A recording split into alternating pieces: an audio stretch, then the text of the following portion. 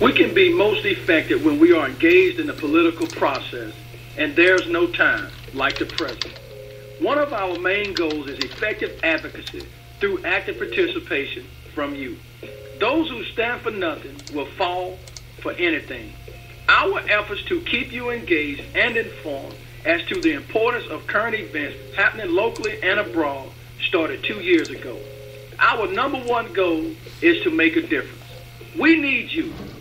Join us at the Smoking Glass Hour with Baron Glass.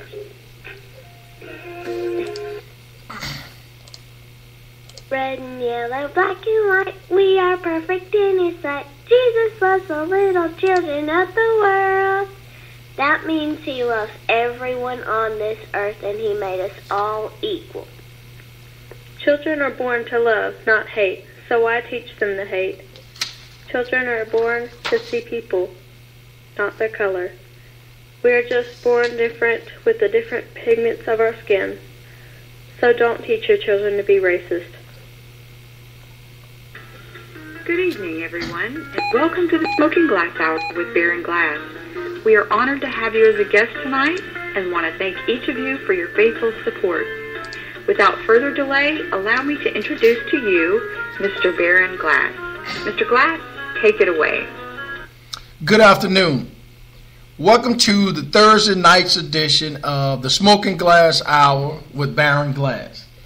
Tonight we're going to do it just a little bit different, but before we get off into doing it just a little bit different, let me just say to all of those who are in my area in the state of Louisiana, North Louisiana, Monroe, and abroad, Shreveport, Grambling State University, Ruston, Rayville, and all the other places that are out there who are experiencing unprecedented rainfall.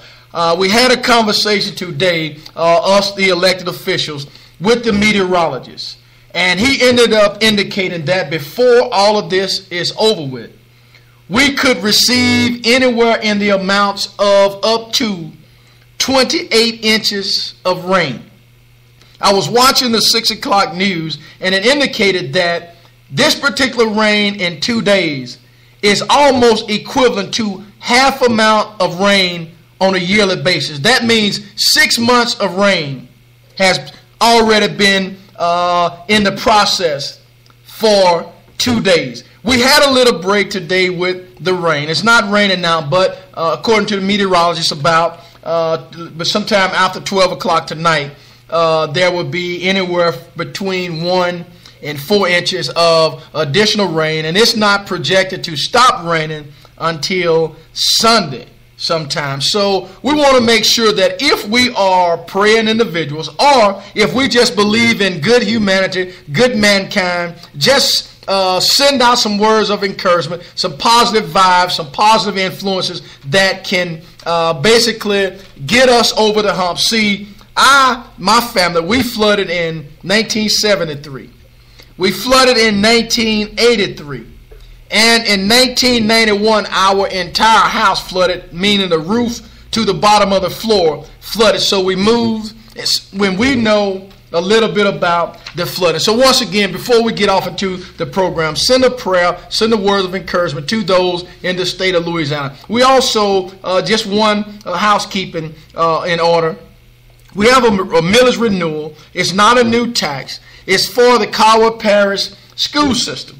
Coward Parish school system is a B district, and we have 2 top gain schools.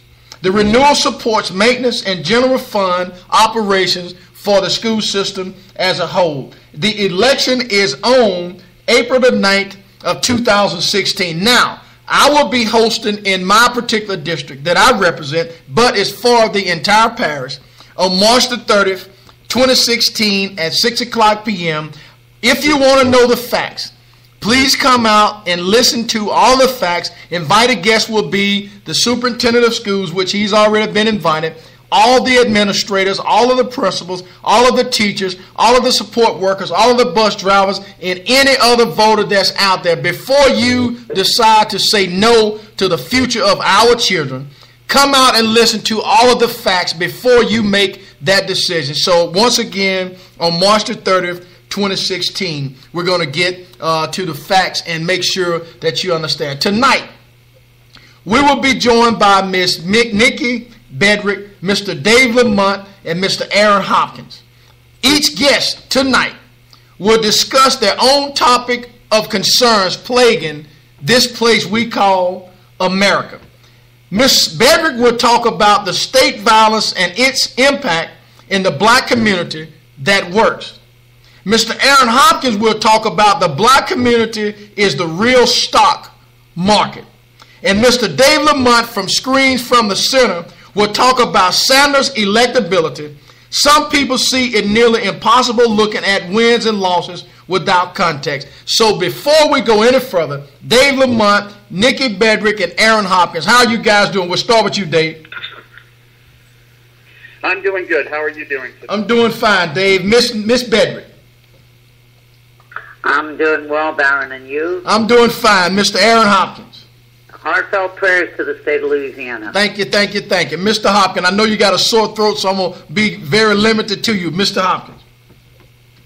Yes, sir. I'm here, and I ask everybody to just bear with me in my voice, but I'm gonna struggle through it. Okay. Now, what I'm going to do is something that's going to be hard for me to do, and I think I can do it. I'm going to back out of the conversation right now, and I'm just going to moderate. We're going to start with Nikki. We're going to give due honor. We're going to start with the lady, and then we'll go to Aaron, and then we'll go to Dave, and then we'll come back and discuss. Nikki, you talked about state violence and its impact in the black community. And I believe those things that work is what you're going to talk about. So we're going to start by allowing you to talk about the subject that you have chosen tonight. And tonight's topic that we're calling is 3 special guests talking about community issues in America itself. Miss Nikki Bedrick from Las Vegas, Nevada. Thank you, Baron. I watched I reposted a video that I got on Monday. And it was, again, another young black man being arrested, being violated. This was in a bus station. And the young man was on his way somewhere, and he was dancing. And there's a policeman there, and there's the transit security guards. And he's backed up against the wall. And the person filming this with their camera was saying, "Leave him alone, don't manhandle him." And it was obviously another black man. The young man pulled from his pocket he said, "Look, here's my bus ticket. Here's my ID. I'm here catching a bus. Why are you trying to apprehend me?" And you could see the situation escalating. There was only one officer, I think, otherwise he would have been shot. The rest were transit authority guards. You could see the escalation. Suddenly the young man is surrounded. He's saying, "Don't tase me. Don't apprehend me. Here's my ID. Here's my bus ticket." He was forcibly taken down, first by the policeman. The other guards got in there with it too. Taken down, tased, handcuffed, and arrested. He was dancing. And I think I can watch 3 or 4 of those every day, okay? And some like Laquan McDonald, where an officer put 16 bullets in. I mean, it's an execution. It's an execution. So I thought of that young man, and I thought, he was going on a bus. He was going somewhere. He was going to someone somewhere. Maybe he was going to his wife and his children. Maybe he was going to his mother's. Maybe he was going to his job. But that was one more black man not coming home. That was one more man not coming home. I reposted it, and I got this, a young black woman, and it tore my heart out. A young black woman replied to that post, and she said, "So should he have just let them detain him?" A young black woman called Shalanda. I invited her to listen tonight. She said, "I'm asking because it seemed to me either way the situation wasn't going to end good. Like, what do I tell my son if he gets in a situation like this? This stuff is sad." Mm-hmm. And I thought, how many black people have a Laquan McDonald or a Freddie Gray in their lives? Okay? Maybe not dead, but maybe somebody that didn't come home for 30 years. And I think thousands of black men find themselves, what I saw in that video was the meat of white anxiety and state power. And I think that the black man in America today lives he's living in a state of public insecurity. He's at risk to be arrested, patted down, shot, killed, at any moment. At any moment, Baron, you and I have talked about it. It doesn't really much matter if you're driving a Mercedes or you're in the bus station. And so I started to think about state power, and you know, my comment on all of these videos when I see them and I post, what is a white woman, I think, where's the outrage? Where is the moral outrage to watching this? And I never seem to see it. I don't see it. I don't see it. And I think that one of the kind of ideational components of a racial government is this construction, this narrative, okay? Not only by the representatives of the state, but by the common citizens. And they've been socialized to believe that black and brown populations somehow represent a danger to the public good. And I'm just going to mention Hillary here. I think Hillary and Bill Clinton gave that perception and then put the laws together in the Welfare Reform Act that enforced it. And it's been going on for 20 years. It's been going on. I'm not discounting slavery. I'm not discounting Jim Crow. I'm not discounting civil rights. But we're talking about the right now of what's happening today, the new Jim Crow. And, you know, the 13th century philosopher called William Ockham, and he developed this principle, a problem-solving principle, and it was called Occam's razor. And basically, it was you cut away all the unnecessary complications, and the simplest answer is usually the right answer. So we take away all the analysis of why the dysfunction in America and why America doesn't work, and why our system doesn't work, and it fails to represent the will of the people.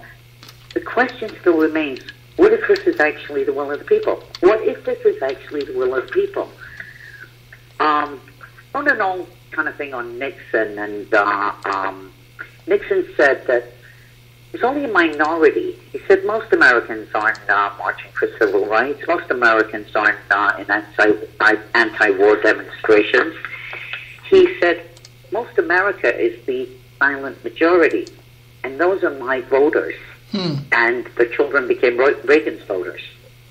And I found that, you know, as I thought about it, it's the truth. You know, there's this silent majority in America that says nothing, and they are the majority. Let me just see. I'm looking at notes here because I really didn't want to digress from where I was. That's okay. You know, so the police officers would shoot the children for stealing cigarettes or for no reason, or choke men to death, or beat women in police stations. The system is intact to protect them. They do not expect to be prosecuted. The prosecutors protect them. The police administrators protect them. And they're not from another planet, Baron. These people are Americans. You know, they're the products of the American institutions and culture, and they staff and supervise our laws. And they're immune from prosecution. They're an entity unto themselves. They have state sanction. You know, and all the attacks and, you know, kind of endorsing the behavior of the cops and this type of thing, something struck me, okay? I signed a petition this week to remove Anita Alvarez in Chicago. Called Chicago, the wrongful conviction capital of the world. And her record is heinous. She suppressed the Laquan McDonald page for 400 days. Mom was involved in it. None of these people are being prosecuted. Okay? Well, I thought to myself, each time one of these cases comes to light, there's a jury of Americans, our neighbors, or maybe my neighbors, are on that jury, and they're the collective shields of the prosecutors and the DAs and the system. So it's from top to bottom. It's from top to bottom. I just watched, Baron, you just sent it, the punching of the black man at the Trump rally. and the black man is arrested. The black man is arrested. He did nothing. He was punched. Mm-hmm. He is the one arrested. It's this white anxiety tied to state power. And it dawned on me too. These representatives are in place because they're voted in by that silent majority. I mean, if you look at it, there's no imaginable defense a jury could put for the Eric Garner case. Mm-hmm. It's visual evidence of a young man begging for his life, and they ruled on it that no crime had been committed. So it's from top to bottom and bottom to top. Nobody protested at Trump Brown when the black man was arrested for being punched by a white man. You know, and I thought it's that same silent majority that elect officials that dismiss poverty as an unimportant issue, this assault on public education, continually calling for the killing of Muslims and in the Middle East, who support the bombing of Iraq, who support health care for profit, who support a profit industrial prison complex. You know, it's incredible to me, and along with the deranged police force that can act with impunity and no consequence, the victims, whether it's, you know, the victims, the children, the mothers, the men, you know, are caught in this crossroads of violence, and they're made invisible and insignificant. Okay, there's these myths of American exceptionalism and American benevolence. Mm-hmm. Now, you know, I'm of European descent. The American, you ask any, it's the perception in Europe. They regard the American as violent, a warmonger. I have family coming over this year from Scotland. They asked if they would be safe because of the violent situation, the violence that is America. And if you ask an American, they believe themselves to be the leaders of the free world. They are benign. They're the protectors of democracy. It's a myth. And the people that fall by the wayside, and it is the black, the marginalized, the brown, the poor, the minorities, they're insignificant. They're dispensable. You know, so I just, you know, I think of the mothers. I think of the mothers through the years, the mothers through slavery. You know, there's a little sect in India. India has a caste system. It's a deep, embedded, thousands of years old caste system. And a woman's value in this particular caste is nothing. She's the property of her father, and then she becomes the property of her husband. Her father gives it to her husband. When she marries, and it's usually about 13, and she has children, her female children, her girl children, have the same worth that she does, which is worthless. Okay? But her prize is her male child. Okay? Mm-hmm. And so every year that child's like born day, they call it. This woman has to give something away, something of value. Now, these are extraordinarily poor people. So it may be a cooking pot, but it's something she values. She has to give it away, something every year, to prepare her for the heartache of when she has to give her son into that male culture, because he will become one of them.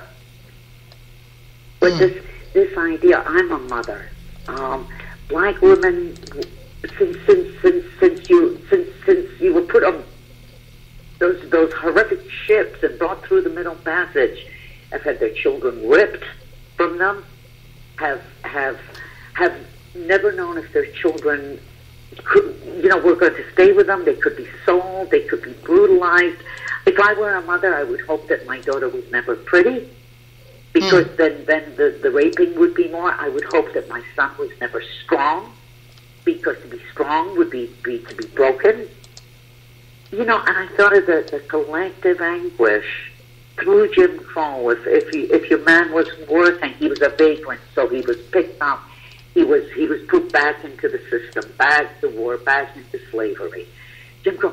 And today it's the same thing I see with the men on that are being brutalized by this state violence. That young man yesterday did not go home. Someone was waiting for him. Mm-hmm. A mother, a sister, a lover, a father. One more young man that didn't come home, that disappeared into the ether. Insignificant in the American political system. No outrage. Nothing. Mm-hmm. Mm-hmm. I'm just like, what can I say? So this is state violence, and it's targeted against minority black communities, and it's being done with no. The policeman who does it knows he's got the protection of the state. He's an arm of the state. So, Nikki. So we have state violence. We have state-sanctioned violence. Nikki, let me ask you this while you're on that point. Let me ask you this while you're on that point. Not meaning to rush you, but just want to ask you. Yeah, Nikki. Yeah, let me ask you this question. Yeah.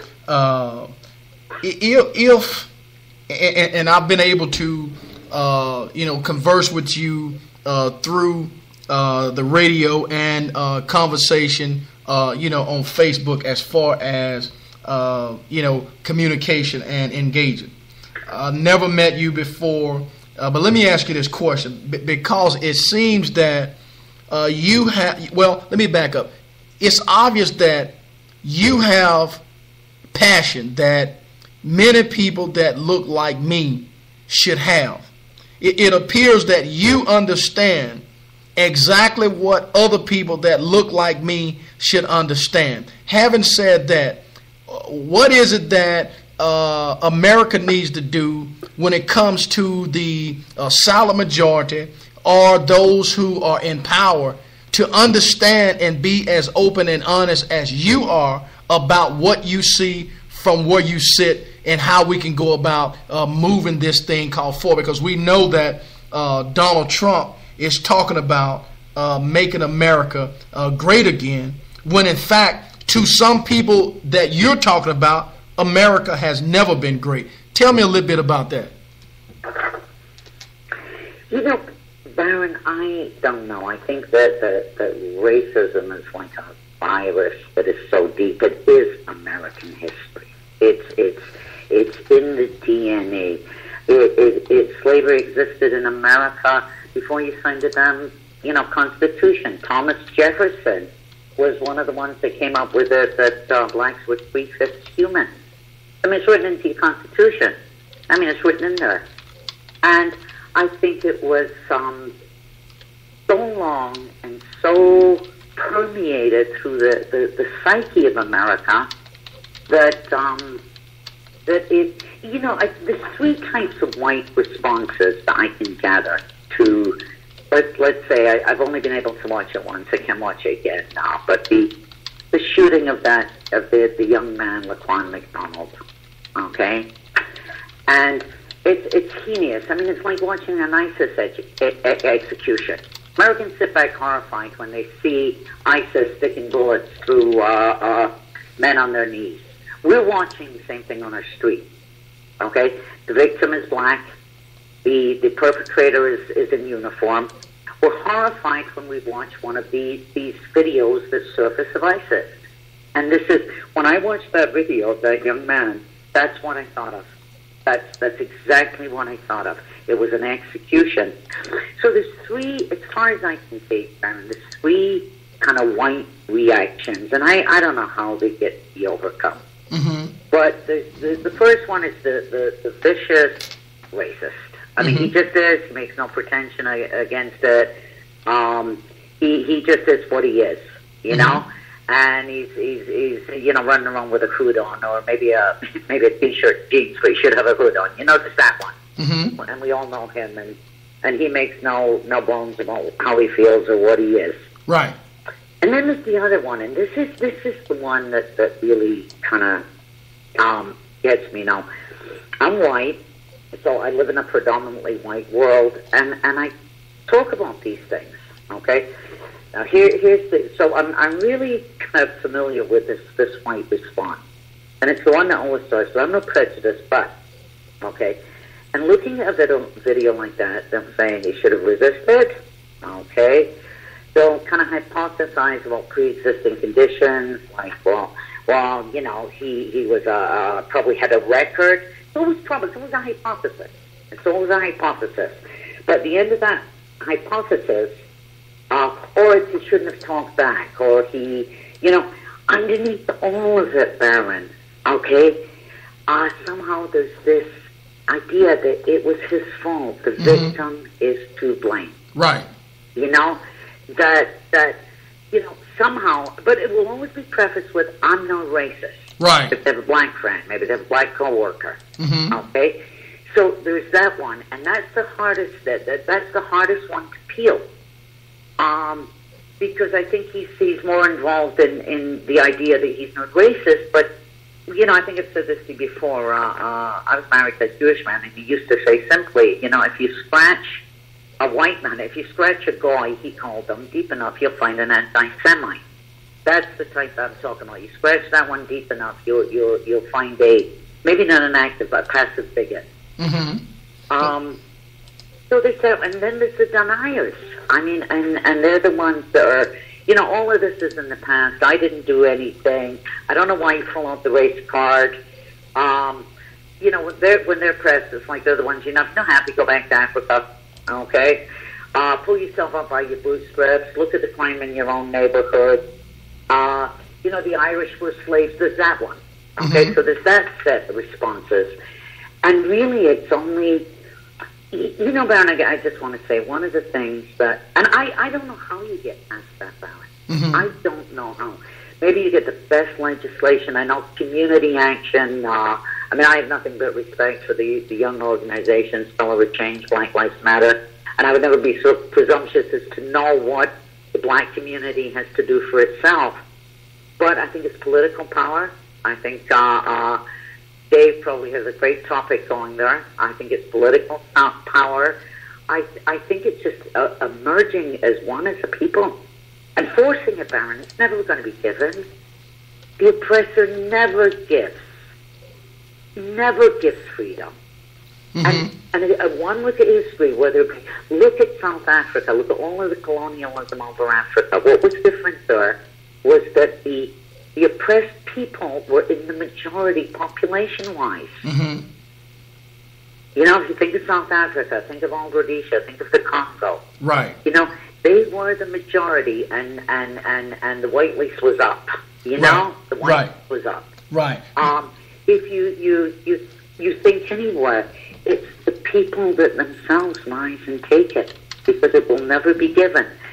You know, I find too few with I find some moral outrage, but no action. Kind of this I really know this exists and it's terrible, but it doesn't really affect me. Right.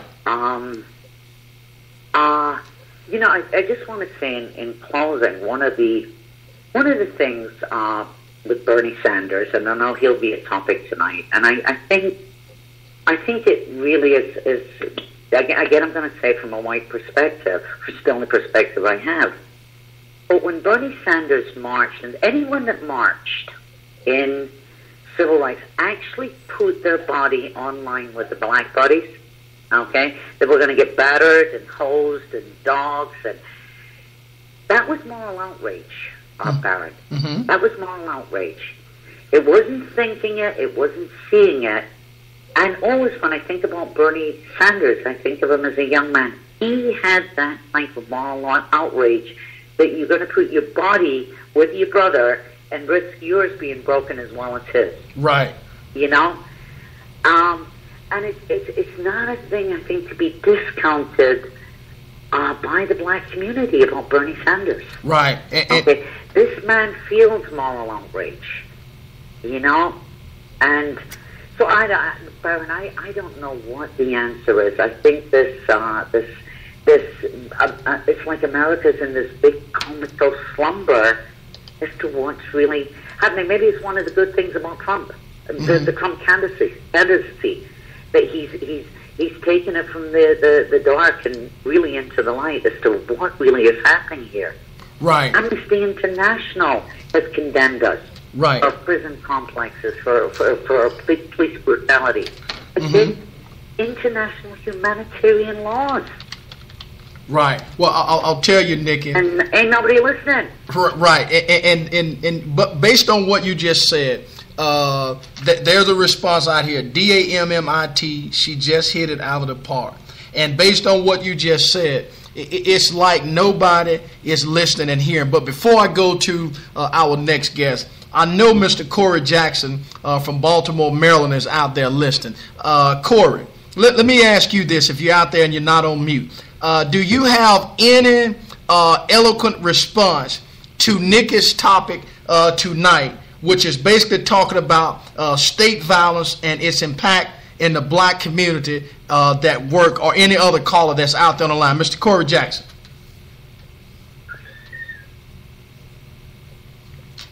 Corey Jackson. I'm not sure if he's on. Go ahead. Caller, go ahead. Good evening, Byron. Good evening. How you doing, Corey? Corey. Good evening, everybody. I'm doing fine. Corey, were you able to digest, as we all know, the eloquent message that Ms. Bedrick just talked about with regards to her topic? Would you like to respond briefly on that? Then I'm going to go to Mr. Hopkins, and then go back to Dave Lamont. Then we're going to all come in and congregate on what we just heard tonight. Go ahead, Corey. Yeah, Nikki put together a very nice timeline that basically just even predates what's going on present day of the abuse that the black male has received. If we take into account the situation that happened yesterday in Fayetteville, North Carolina, at Trump's presidential rally, I mean, you blatantly saw the young male being struck in the face, by someone in the stands, and you saw the instant criminalization of the victim, where he was tackled by the police and arrested, and he was the one being punched. So you see this continued historical attack on the black male, on the body of the black male. Well, I'll tell you, Corey and Nikki, we're going to come back to that. I know that Aaron is going to spend a little time because his throat is messing with him tonight. So, Aaron, I'm going to go ahead on and give you the opportunity to at least tell us a little bit about what you've been able to pool in tonight with your conversation. The black community is the real stock market, because we basically are looking at the same thing that Nikki has talked about above black community. There's a parallel. The black community is the real stock market. Mr. Aaron Hopkins from Dallas, Texas. Yes. Excuse me. Thank you, Darren. I was actually doing the same and trying to soak up what Nikki just shared with us. And, it's very eye-opening, and it's refreshing as well to hear Nikki, who does not have to, nor is she obligated to take the stance that she's taken. And I think what she shared, it also pointed to the fact that it is not difficult in the sense that anybody who, whether they were born in America or not, it's just a matter of accepting the facts for what they are. I think what often happens is people marginalize themselves in terms of that comfortable position that where people can sit back and have thoughts, but they don't really want to be seen as acting on those thoughts unless there's a shield. And the shield in this sense most of the time is a political party. People will talk and say, in general conversations, things that they won't say when they're in the line to vote. But I agree 100% with what Nikki said. Unfortunately, Mr. Trump and his campaign are doing just that. It's actually bringing people to life who probably didn't want to be brought to life, but now they feel a little bit more comfortable in doing so. With that being said, the topic that I actually chose to talk about and share with everyone is the black community being the the actual Wall Street or the new stock market. And it's very interesting in my research what I found. Some of this I knew, some of it I actually, in the research actually brought some other stuff to light. So I'm going to start with this particular point. Wall Street is a highly influential financial district, but its history is rarely talked about. Uh-huh. In order to understand, this is a word that I want us to get ourselves acquainted with, and it's largest, or largest. And that simply means generosity in bestowing money or gifts upon others. Mm-hmm. And so let's keep that in mind. Okay, it says, Wall Street and the system of global capitalism, it is crucial to know Wall Street's history. Wall Street was founded on slavery, and to this day, it remains a key pillar in upholding racial inequality and economic oppression.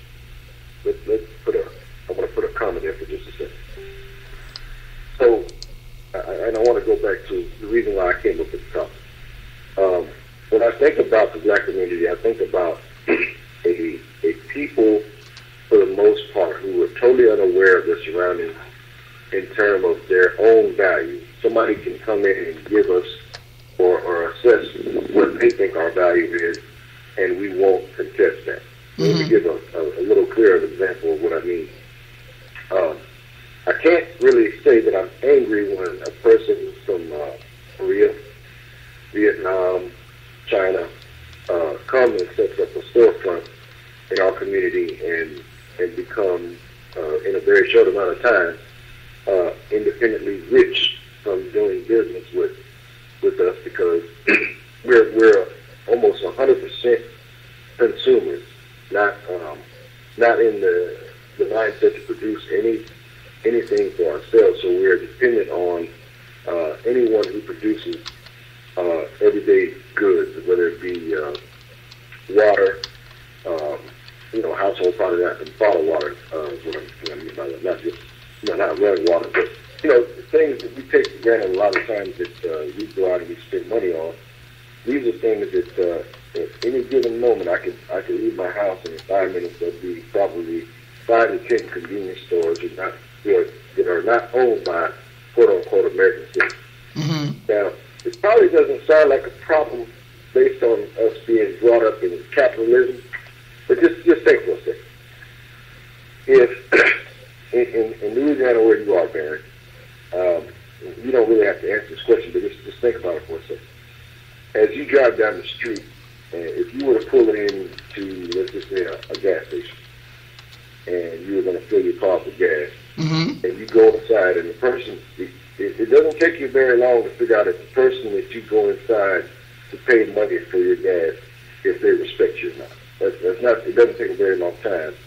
There may not be any words exchanged, but the environment, the body language can kind of tell you, this is a place where either I feel comfortable with doing business or I'll never come to this place again. Correct. Does that make sense? Yeah. As a matter of fact, Aaron, I'm glad you brought it up. Not meaning to cut you off, but my buddy, go ahead. My buddy, who is a very successful business guy, he went to one of the stores that you're speaking of the other night in Monroe, Louisiana, about 8 o'clock, and he goes to this place, and the individual who worked at the place and or owned the place, they served him through bars on the window as if he was going to steal something. He's driving a Porsche. Right. He's dressed in a suit. He's very well educated. He has his uncle is Elvin Hayes, one of the all-time 50 greats. His aunt is Bonatine Greenhouse, who was the whistleblower in Halliburton. She was the highest-ranking official in that. Corey, you may know of Bonatine Greenhouse. You can Google her. And this guy was irate. Go ahead on, Aaron Hopkins. Okay. Yeah. I mean, there's 1,000 examples of what we're talking about that should give us a sense, not necessarily to want to destroy or get upset with that particular store owner, but at some point the thought should at least cross our mind, hey, if if I stop at this place 5 days a week and I need to get gas, what would be wrong with maybe me getting together with some other business people, pulling our little nickels and dimes, and open up our own community gas station? See, those are the things that a person who is somewhat conscious and understands what things it takes to sustain and to build a community. These are the kind of things that you would expect to happen. But now, we all know that something else happened to us along the way, and I want to go back into the Wall Street story. So it says, New York City was a Dutch settlement known as New Amsterdam in the Dutch colonial province called New Netherlands during much of the 17th century. Through the Dutch West India Company, the Dutch utilized labor of enslaved Africans who were first brought to colonies around 1627. The African slaves built the wall that gives the Wall Street its name. Now, I want to give us an assignment. This is something we can all easily do. We've all probably already seen the movie Pursuit of Happiness, starring Will Smith. Anybody familiar with that movie? Mm-hmm. I want us to, at your own leisure, watch that movie again and think about what I just mentioned, because it's gonna hit you from a different angle, and I think at that point we will begin to see what's actually going on. Now, the black community being the stock market as our topic.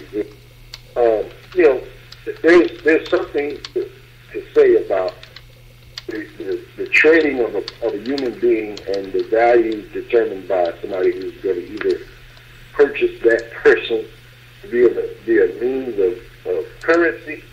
At the time during slavery, all kind of things were exchanged for the men and women who were enslaved. But I just, I don't think we really understand how closely we're not very far removed from what took place in terms of chattel slavery to what's taking place right now.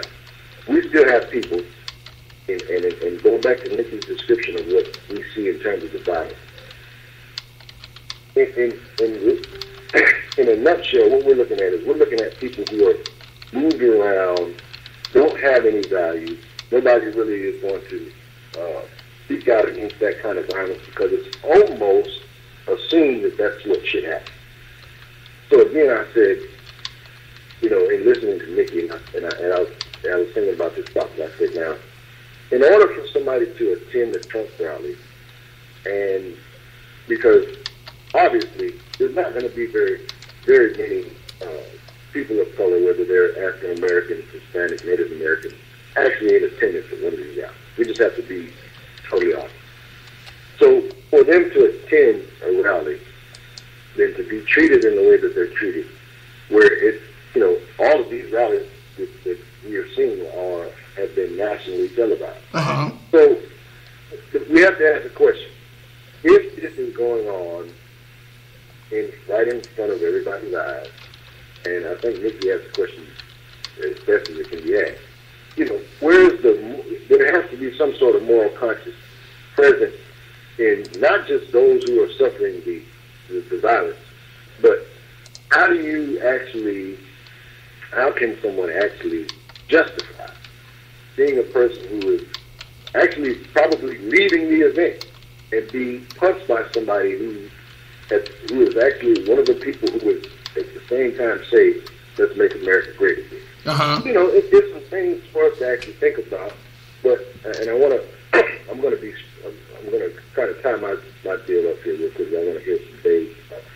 But now, I'm going to read this. It says, breaking down the stock market.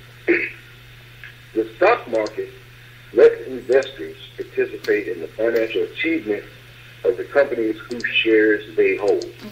When companies are profitable, stock market investors make money through the dividends the companies pay out and by selling appreciated stock at a profit called capital gain. Now,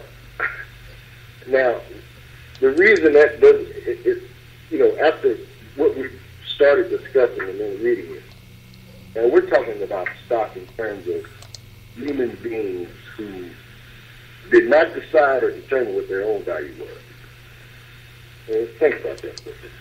And at the same time, if it was determined that their value was of such that another investor may be interested enough to come to somebody and say, listen, you know, I have need of this particular person or this person's body, you know, that I'm willing to go above and beyond, you know, what might be a determined value for this slave. Now, you know, as reading this, man, it actually is giving me chills. So please bear with me. Mm-hmm. The stock market can be split into two main sections: the primary market and the secondary market. The primary market is where new issues are first sold through initial public offering. Institutional investors typically purchase most of these shares from investment banks. All subsequent trading goes on in the secondary market, where participants include both institutional and individual investors.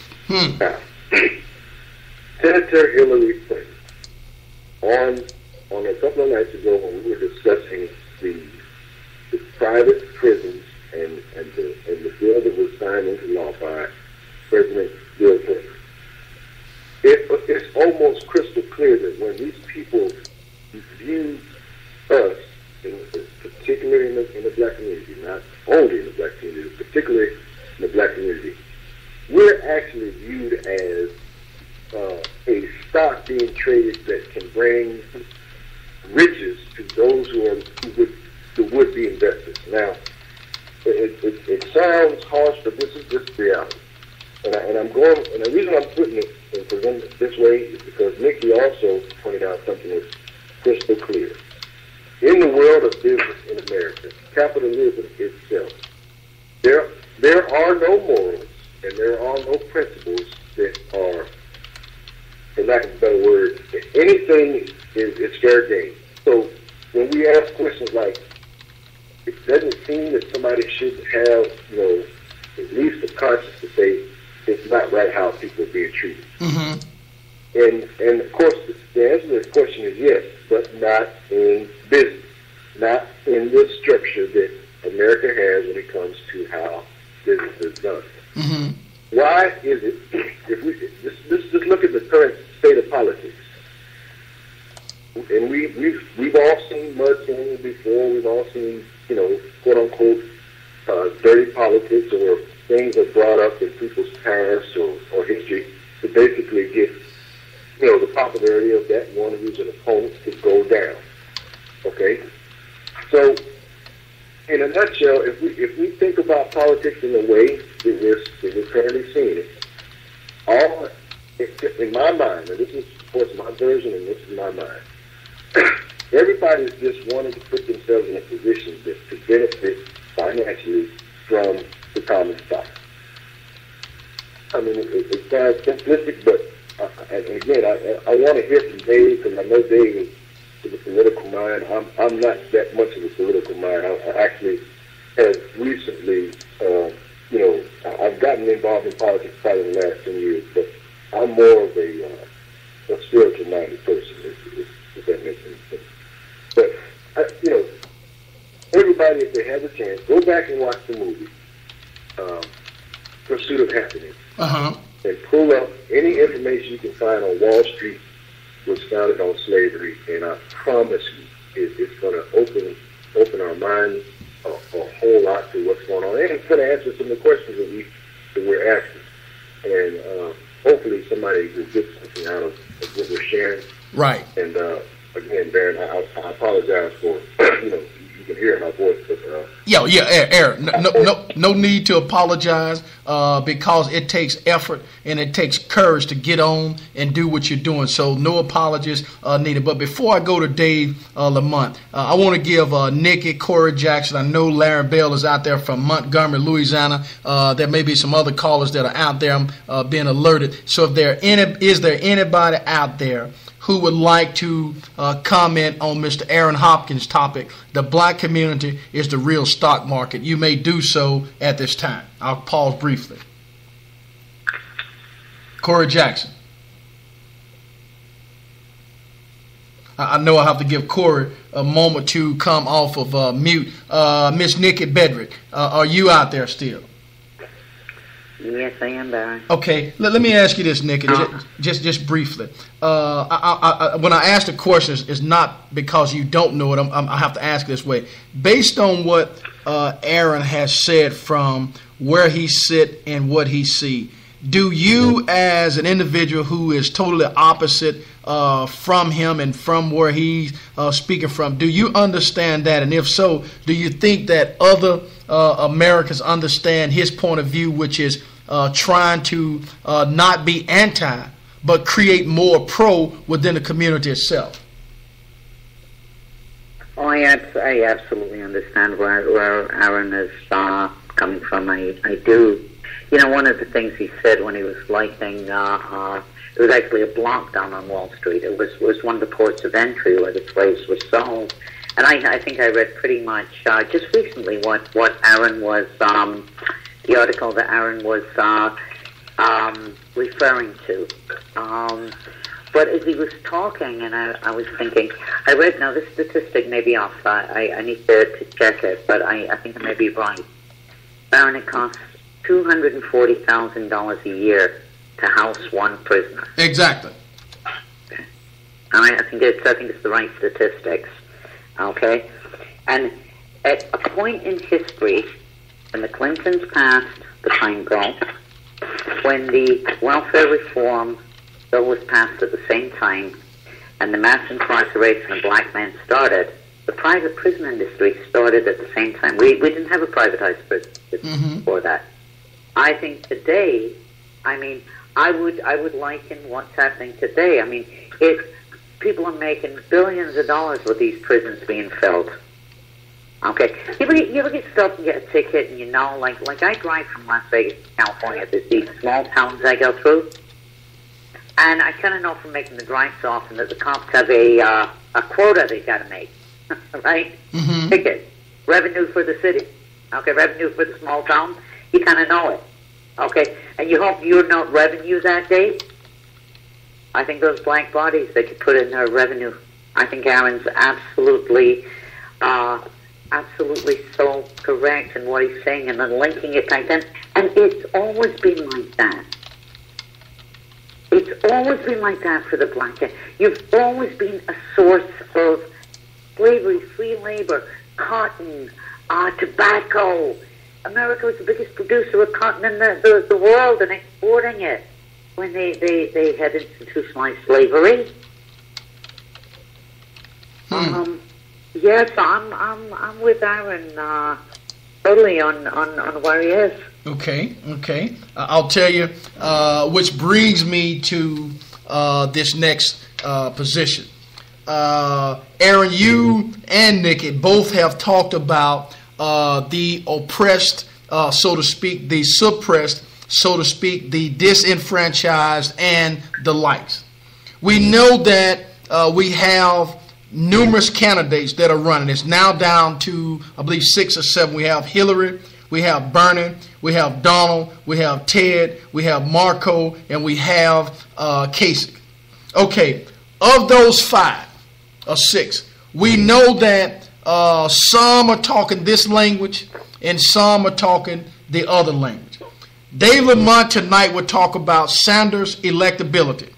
Some people see it nearly impossible looking at wins and losses without context. And with this context, what I want to know after Dave presents his presentation, is Bernie the man who is willing to or can address these issues that we're talking about with the black community as a whole, the state violence as is impacted by and based on the black community. Because, see, when we elect somebody, see, I elect or vote for a person according to the philosophy that I share, according to the philosophies that they are presenting. So Dave Lamont screens from the center. Dave, talk to us, and then we're going to get directly into the discussion after you talk to us about this, because we're looking at about 8:56 p.m. Central Standard Time. You're listening to the Smoking Glass Hour with Baron Glass. Tonight we're talking about three special guests talking about community issues in America. Dave Lamont screens from the center out of Colorado. Oh, thank you. And my wishes go out to the people in Louisiana affected by the floods as well. Thank you, Dave. Hope that everybody gets through that okay. So, the topic that I have is the electability of Bernie Sanders. How unelectable is Sanders compared to Secretary Clinton? First, we have to look at the average of the polls. When we're on the topic, we find that Sanders tends to perform better than Clinton versus every other Republican candidate. So, if you don't like polls, that's fine. I've got more information for you. If that doesn't tell you enough, we can see that Clinton is winning the primary, right? Well, not exactly. He's doing quite well, but Sanders is less than 250 delegates away from Clinton. And with the threshold of 2,383 delegates, he's keeping the race fairly tight. Mm-hmm. So someone may ask, well, Clinton is winning her races by larger margins. And again, I have to say, well, she's doing well in the following states. And this is not all the states that she's won, but this is the states that she's done very well in. Alabama, Arkansas, Georgia, Mississippi, Louisiana, Texas, and Tennessee. Now, the thing about those particular states is that no matter if Sanders or Clinton is the nominee, none of these states are in the sights of the Democrats, meaning that the Democratic candidate, whoever it is highly unlikely to do well in these states. Now, Clinton has won some of the states that are solidly Democratic or swing states, such as Iowa, Massachusetts, Virginia, and Nevada. So she's not totally unappealing to Democratic states. So I get to the point about Sanders. There are some states, here are the states Sanders has won, and again, this is not the complete list, but I'm going to highlight what these states are relevant to. New Hampshire, Colorado, Minnesota, Vermont, Maine, and Michigan. The reason I picked those states that Sanders has won is because these are states that Democrats can win in or can traditionally win in. Now, Sanders has also won in Oklahoma, Kansas, and Nebraska, which are states that Democrats generally do not take.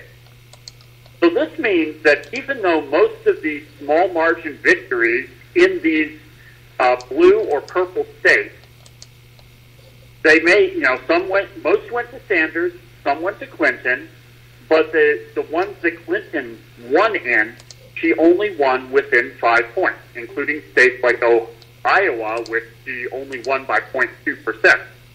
So Sanders clearly, looking at these kinds of numbers, has electability equal to or greater than Clinton. Clinton has her delegate numbers based solely on how well she's been doing in the South. These are states she can't win in the general election. So my argument, my point of the evening is it's a bit too early to crown Hillary queen.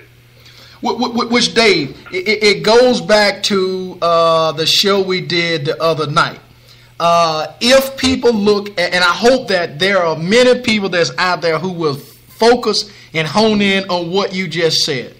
Because when you look at what exists based on reality and what exists based on the pundits who, if you looked at the talk last night with the Mexican population or the Latino population, they showed that they gave Hillary Clinton this amount of time. They gave Bernie Sanders this amount of time. But when the smoke cleared and the dust settled, Bernie got the applause.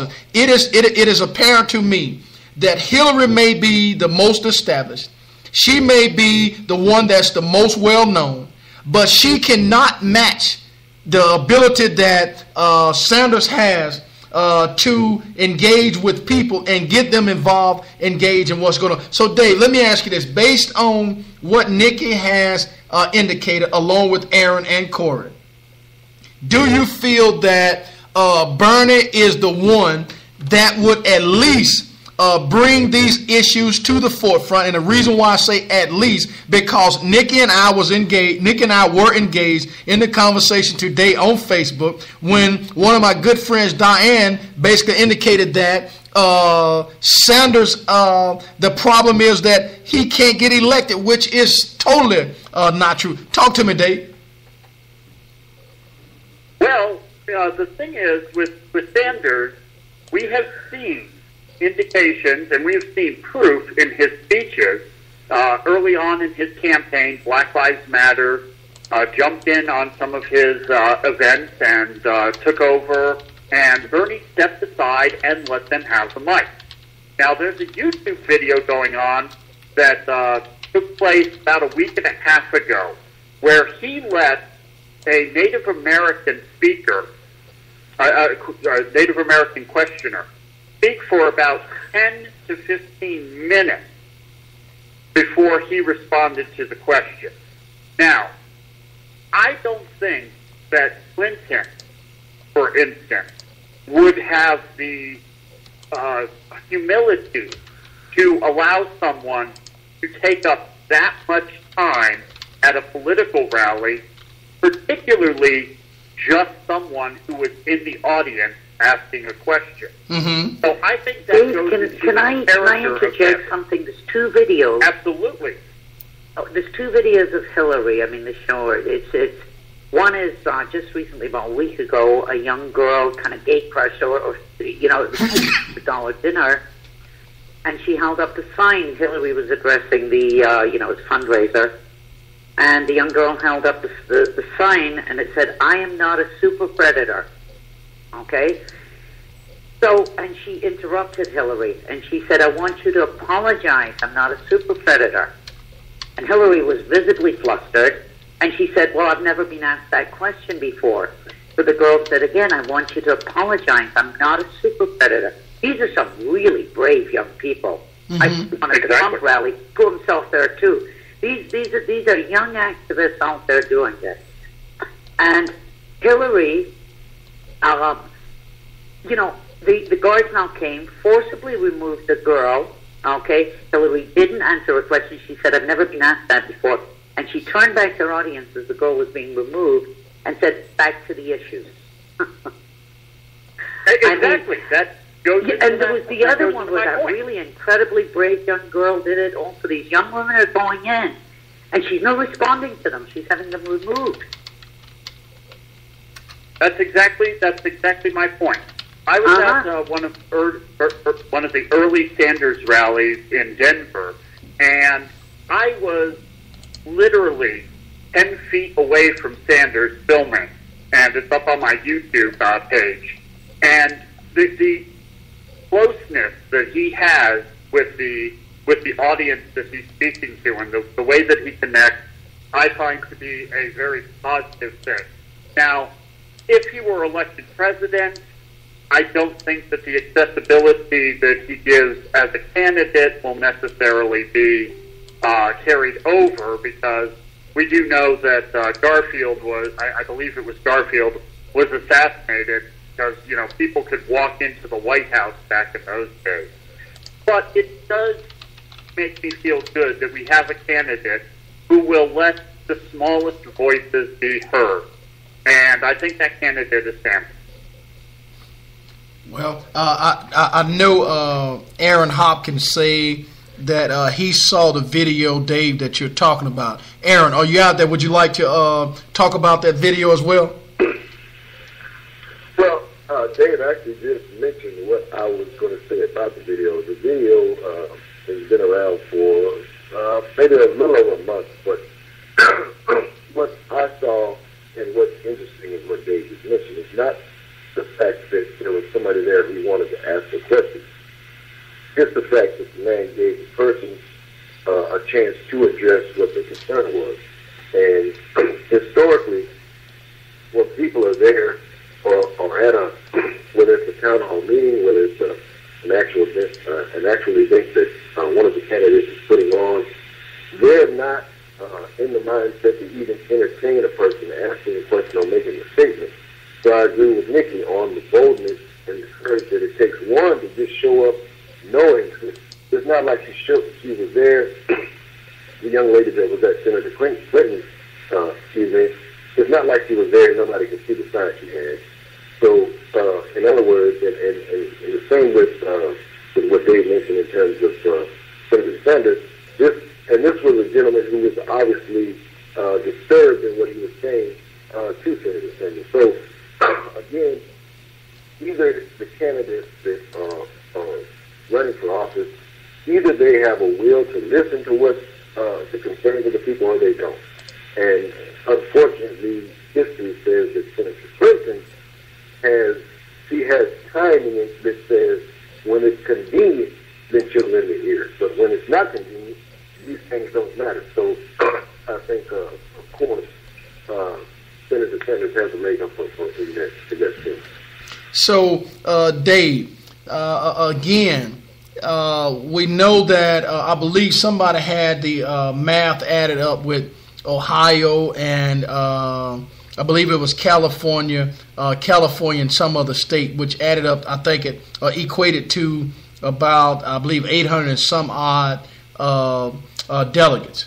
When we look at Sanders' performance last night, I'll get each one of you guys' opinion if you were able to see it. Nick, Dave, and Aaron, did you guys see last night the commentary or the debate between Hillary and Bernie? And if so, what would you like to comment regarding that particular situation? Like, did he do good, presentable? Do you think, not that he won, but did he do enough to convince voters that he is sympathetic enough to their needs and he's the one that should be occupying the Oval Office? I saw some of the commentary prepared after the fact, and I saw an excerpt where he showed a video of Senator Sanders on the Senate floor, I believe it was in 1994, discussing the same bill that we've been discussing here. That was basically passed by President Clinton. That started us on the path to the industrialized prison complex. Okay. And what was evident was that, Senator Sanders has been consistent in what he has said and what he's been standing for. Again, it wasn't a convenient take or stance that he took just to show people, that he's interested now that he's running for office. He was able to stand on what was said, some 20 plus years ago. So consistency is something that I think people who are dissatisfied, that's a strong point that any candidate would have. Even if they're wrong, if they're consistent on what they believe in, then that's somebody who at least deserves the respect to be looked at. So again, I think as this thing boils down and based on the numbers that Dave just shared with us, I see him coming kind of in the same vein. It looked like there was no possible way that then the candidate, President Barack Obama, had a chance in this lifetime to make it to the White House in the first term. But we are all witnesses that it happened. So the only thing that I hope, let's say that Senator Sanders does get to the White House, what I would not like to revisit again is the outright disrespect from we'll just say the left in terms of blocking things that go against, the mentality that's present.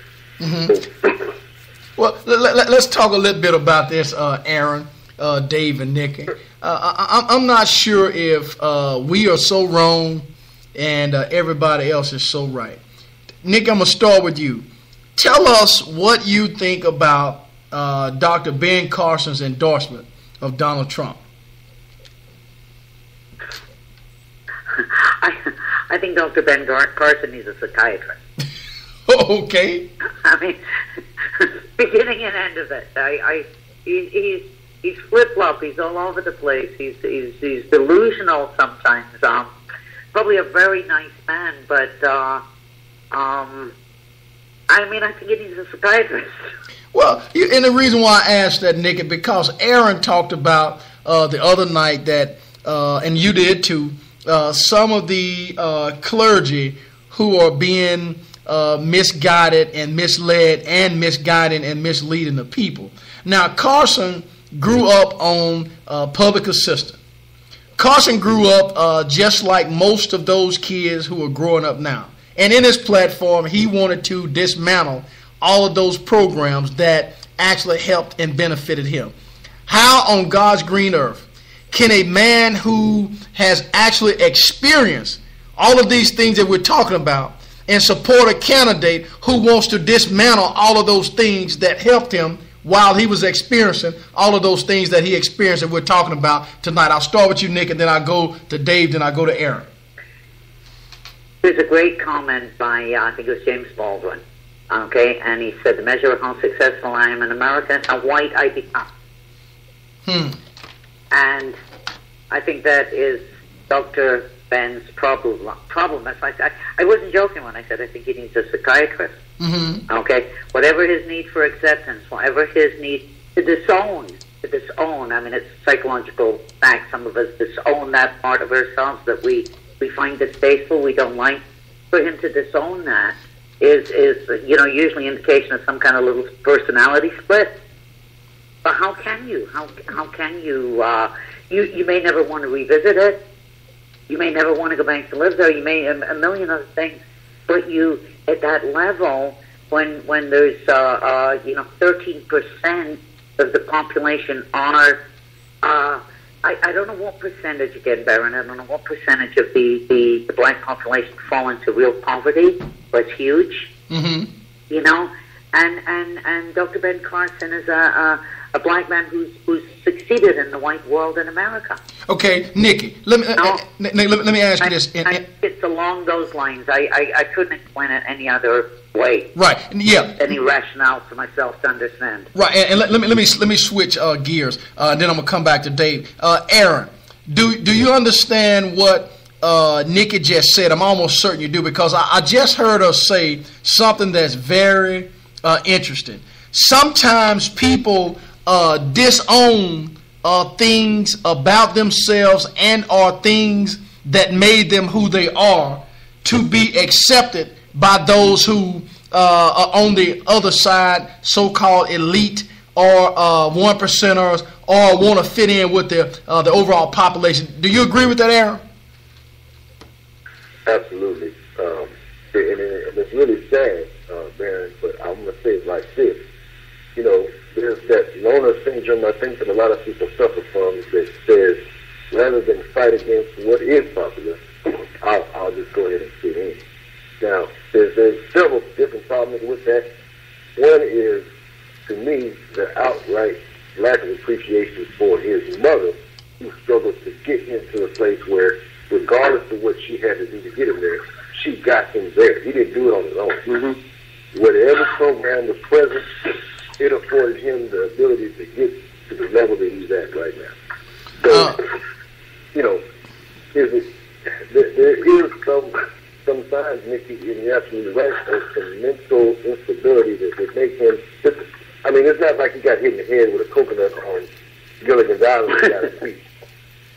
I mean, you know, everybody's sitting here looking at the same thing. We know where you came from, but the reality of that as well is he's just one of many members of the black community, just as there's members of other communities who get to a certain stage in life and they, for whatever reason, whether it's fear, whether it is that feeling of just wanting to be accepted, the problem with that I see is it's not genuine. It's not a genuine sense of, now, if you're going to dismantle a program that doesn't do what it used to do, or it doesn't have the same ability to help somebody, okay, that makes sense. But that's not what we're talking about. We're talking about it's almost like I'm ashamed of where I came from, rather than let me remember where I came from, that I can help others maybe not live through that same situation. I think that's the difference. Right. Let me cross over to Dave Lamont. Dave, we know that Sanders is making a lot of headway. Okay. We know that, I believe somewhere they said that he raised about $5 million or so after last night's debate or whatever the case may be. When we look at Sanders as a whole, what do you see him going from now until, let's look at possibly June? Do you feel that he should continue being as mild and mannerable as he can right now, or should he just come out and specifically state the facts in opposition of Hillary on her stances in order for him to be more of a viable candidate to those who are just really talking about Clinton? And another thing, I'm gonna let you answer that, Dave, and then I'm gonna come back to this because we're looking at about 9:17. Let's talk a little bit about Benghazi, if it's true or false, or if she's been falsely accused. And I'll start with Nikki after you, Dave. Then we'll go back to Aaron. But go on, Dave, first. You know, I think Hillary. Well, Nikki, let Dave go first, and then I'm gonna come back to you. Sorry about that. Sorry, Dave. Oh, no problem. Okay, so what we have to look at is Sanders does need to employ a bit more harsh strategy. Now, Sanders is an old-style gentleman politician. He doesn't want to sling mud around. So what he has to do is aggressively use the facts that he has to call out Clinton. And I think he started showing that the last debate. The last debate he was in, he did much better than I think he's ever done in any of the debates so far. From all the parts that I've seen of it, his performance, he was on the ball, he was on message, and he was on attack. He needs to keep up that kind of pressure, but doesn't need to sling mud to do that. At least not yet. He needs to worry about that more in a general election. But he needs to go into this next week, and he has to do well in it. He has to try. He doesn't necessarily need to win Florida, but he has to do really well in Illinois and Ohio in particular. If he can pull out a win in Florida, that would be really great. But he only needs 40 to 50% of the remaining delegates to get to the mark. Hillary Clinton needs about 35 to 40%. So all he has to do is keep the pressure on, especially in your big states, and do well enough to keep the count close. And I think that as we get into the Rust Belt states, like Illinois, Ohio, Michigan, we're going to see an uptick in the way Bernie Sanders is performing. And they actually close that gap a lot more. Okay. He does need to go on the offensive. Okay. Nikki, let's talk a little bit about Benghazi. Go ahead. I think she's guilty of sin, but that's just personal. Okay? But I think in a debate, Hillary has this. In fact, I saw an editorial that says she's kind of, they likened her to a high school debate, you know, when you part the debating society in high school and you taught how to debate. She's deflecting. She will not, you know, I think the question of the moderator was, will you still be running if you're indicted? And she dismissed the question. Dismissed it. I will not even answer that, she said. So I don't know. I think government is so corrupt at that level that I don't know if it'll ever be quite proven if she was guilty or innocent. You know, I was just reading about do you remember the old Contra affair with West and, you know, the Reagan scandal where drug money was being, you know, funneled to the Contras. And it was huge. It was the beginning of the drug traffic into America. And Reagan ended his presidency smelling like a rose. I mean, it was illegal, it was illicit, it was all of these things. So I think whatever she's done as Secretary of State will be washed. So, Nikki. But if the question was asked, factor, Ra. I don't think it's a factor. okay, if the question was asked specifically, is she guilty or not guilty? What would you say? I would say guilty. Okay. Say guilty. Okay. Because I believe her to be a self-serving politician who has no consistency. Okay. Who blows with the wind. Who's had no consistency over 20 years. Her inconsistencies in this last election year have been incredible. She's flip-flopped all over the place for political expediency. And see, Michael was a political expediency, so I don't trust her one bit. Right. See, and I would have thought it would have been different. Let me tell you the reason why. Because I think that I am the most anti-Hillary person it is on this planet. However, because I am anti of her, I just do not feel that she's guilty of what she's been claimed to be guilty for. I don't think she had any intention or any harm to hurt or have anyone hurt in this particular situation. And that's why I, on Facebook and social media, I don't have a problem going against Hillary. But when people, not you, Nikki, when people use other things, lies or whatever, to distort her, if you cannot beat a person fair and square, then you're just a loser to me. So not commenting to you, I'm just speaking in general. Dave Lamont, you feel that she is innocent or guilty, and talk to us a little bit about that, then I go to Aaron. Okay, so first I have to find out which of the current scandals that the Republicans have been throwing at her. There's Benghazi, the emails, and there's the Clinton Foundation.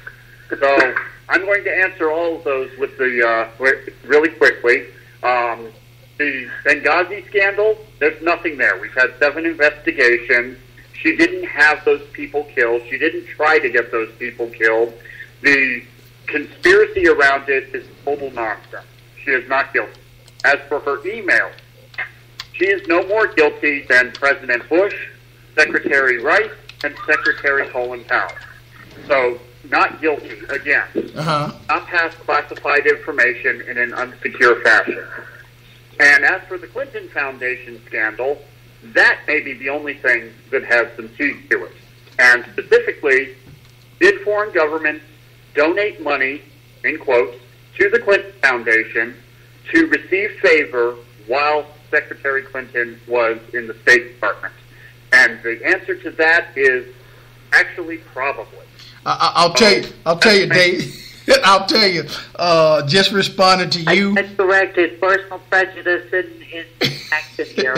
I'm no fan of Hillary Clinton, but I am going to defend the record. I want the truth out there. I stand corrected, Dave. I stand corrected. Hey, Dave, but on your position, I think on Benghazi, no. I think the other two, yes, she's guilty as hell because I believe that she misused that email aspect. As most people, they don't necessarily abuse it, but they use it unconsciously or subconsciously, not knowing what the end result can be. But again, I don't think the emails are enough to disqualify her. If the Benghazi situation would be true or could be proven to be true, then I think that's betrayal, and I think that disqualifies her.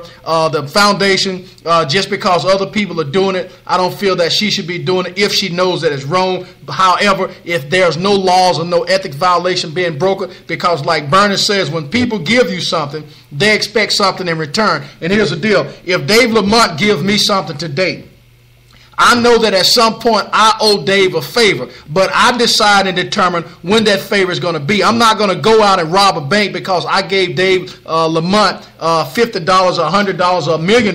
You don't determine when I'll give you that favor. I determine when I give you that favor. That's how I look at it. Aaron Hopkins, talk to me.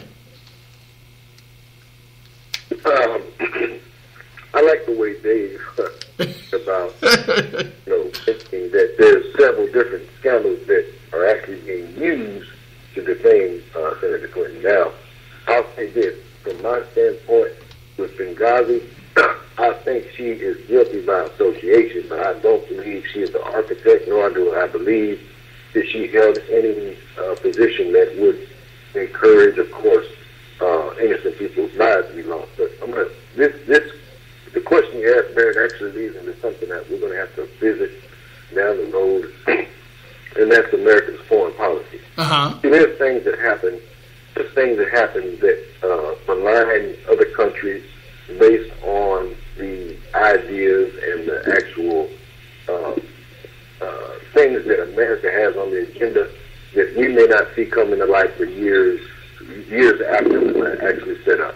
This Benghazi situation is one of those types of things, but without going into that now, I want to say that in terms of this being something, not to laugh at Nikki, but Nikki, if the gavel came down from Nikki's hand, she'd be indicted on.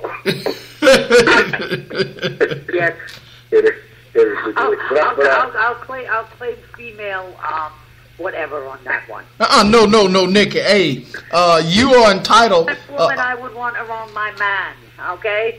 Exactly. I totally understand it.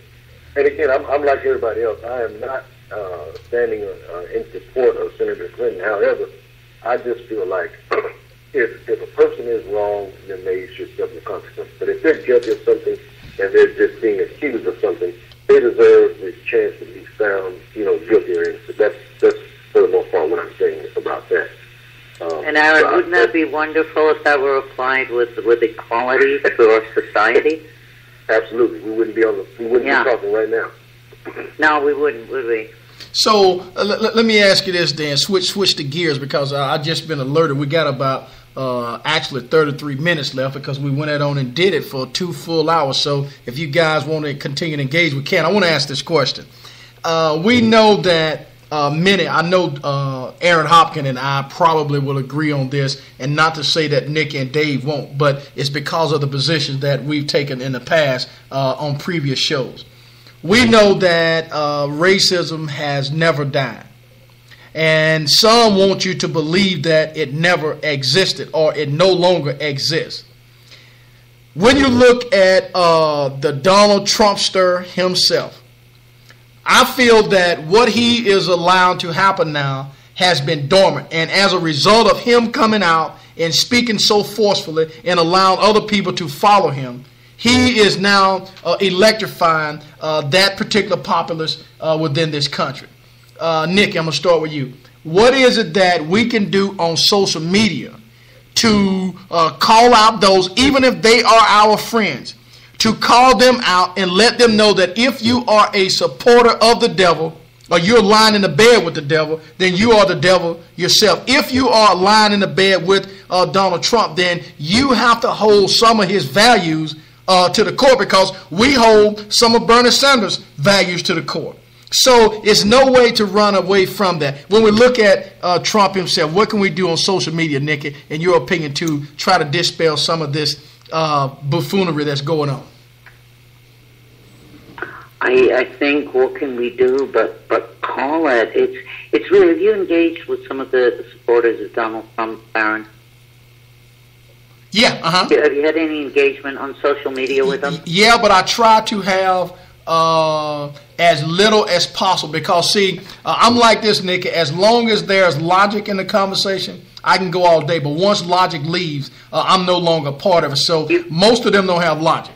You've answered exactly what I was going to say. It's almost impossible to have a civil kind of, the people that I've engaged with, respectful conversation. I had a conversation today in the dog park, of all things. The man I had the conversation with, there were two. One is just put a brown shirt on him, and you've Hitler came to power in 1933. One of the first things he did, he organized those rallies. People, Germany had lost the First World War. This was Hitler's coming to power. The nation was depressed. The treaty, the post-war treaty, was really punitive towards Germany, and so you had people that were out of work, their national pride had been stomped on, all of this type of thing. Hitler came to power in 1933, and And Hitler had the type of rallies going that Trump has. And so one of the very first things he did was he organized what he called his brown shirts. Okay, and the brown shirts, he put brown shirts on these men, identified them. Kind of reminded me, honest to goodness, when I've seen the physical assault on people at Trump rallies. Mm-hmm. These were his civil enforcers. You know, these were the ones that kept the crowds. They were ordinary citizens. Okay, these were the ones that ran around the cities, looting Jewish stores and creating mayhem in the streets and terrorizing the civilians. Okay, so one of the first things he did. So he was able to harness that kind of rally and really turn it into a policy for himself. You know, he had an agenda with the Jews. But one of the very first things he did before the Jews were ever attacked was he got rid of all the intellectuals in the country. They went to the concentration camps first. The thinkers, his opposition, he neutralized that.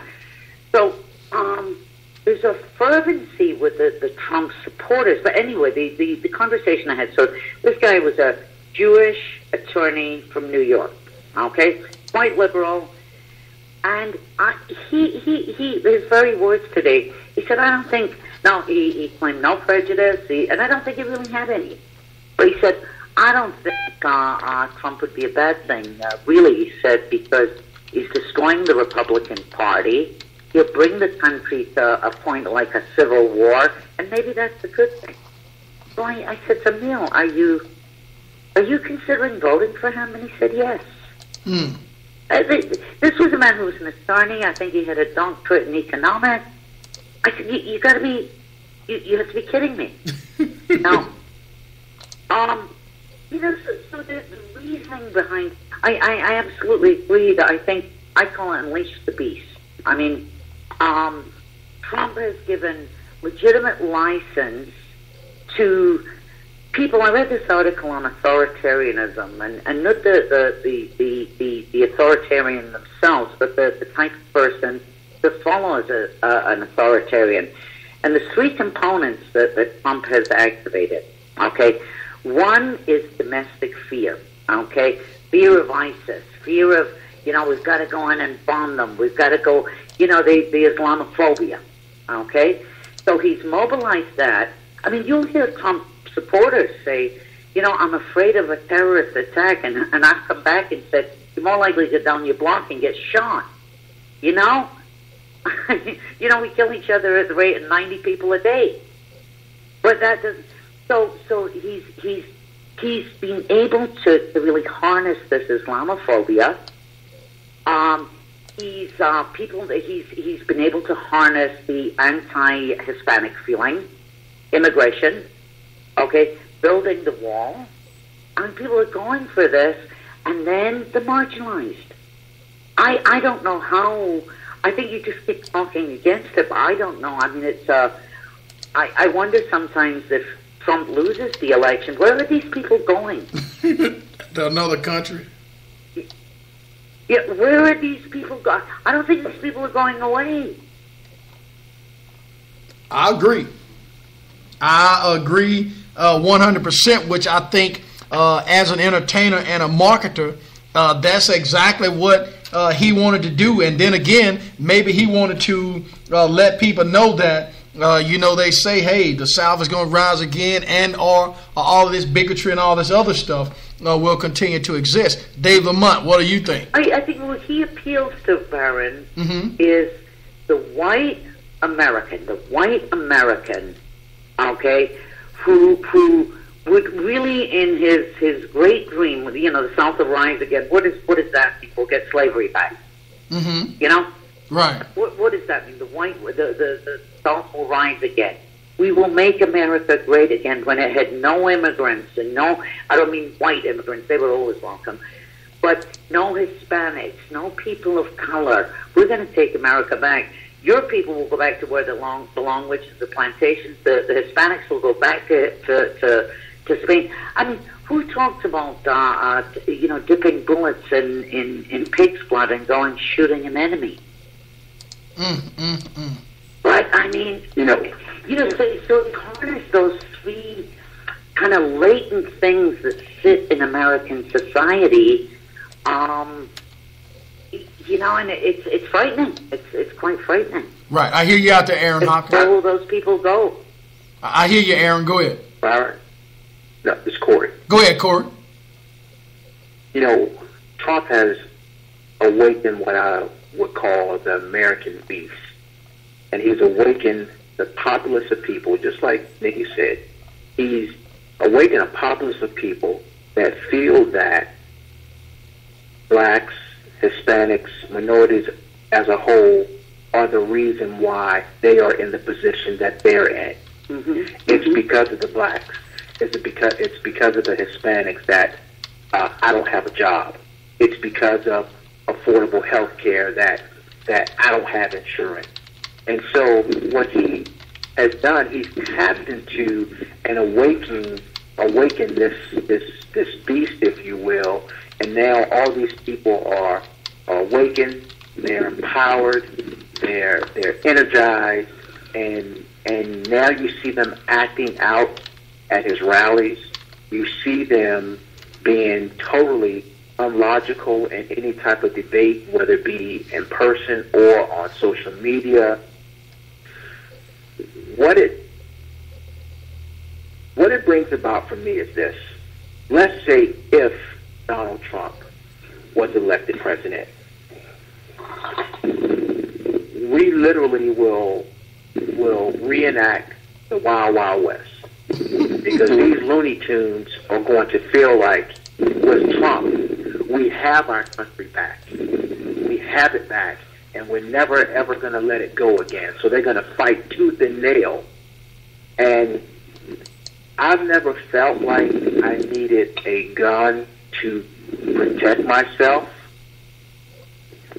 But in this instance, I feel like I would need something to protect myself against those that felt they needed to protect themselves against me.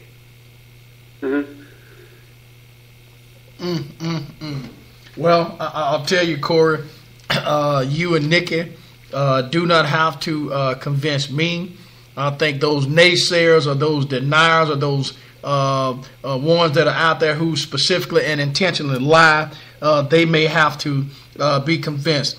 Dave Lamont, when it comes to this particular election process, what is it that you would like to see happen with regards to helping your particular candidate from here on out? And should your candidate lose, how is it that they're going to convince people like Corey, like Aaron, like Nikki, like myself, and many others that I know to vote for the other opponent, which is Hillary Clinton?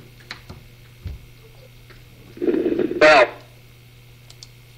if, and I'm a Sanders person, I openly admit that, I gleefully admit that. However, if Secretary Clinton is the nominee, my two most convincing words for someone to vote for her is Supreme Court. Right now we have Vincent Scalia's suit open, and the Republicans are stonewalling on them. So that may go down to the next president to pick. Mm-hmm. Do we want someone unpredictable like Donald Trump, or a theocrat who believes he is a king in America, or will become king in America, in Senator Ted Cruz?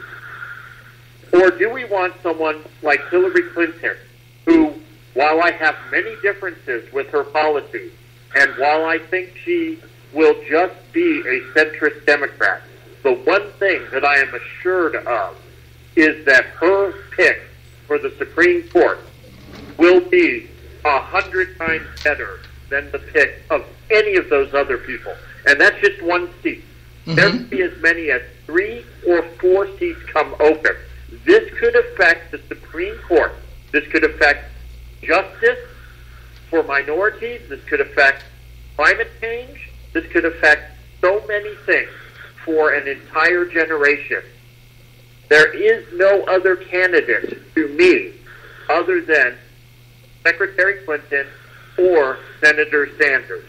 I cannot, in good conscience, vote for anybody else with only one minor exception.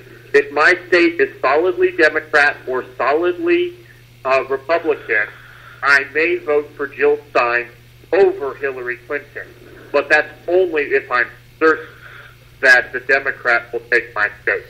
Okay. Otherwise, I cannot see anything past those two words, Supreme Court. Okay.